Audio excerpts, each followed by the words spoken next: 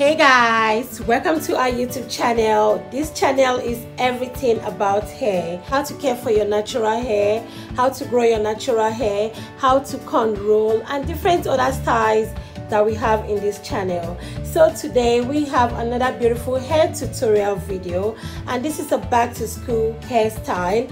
Very easy, very simple. Like you can see, I sectioned the hair into two parts.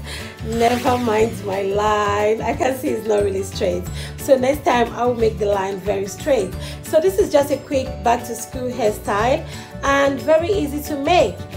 So keep watching, you're gonna see how the hair will turn out at the end of the day. And I tell you, this hair is very quick and easy to make.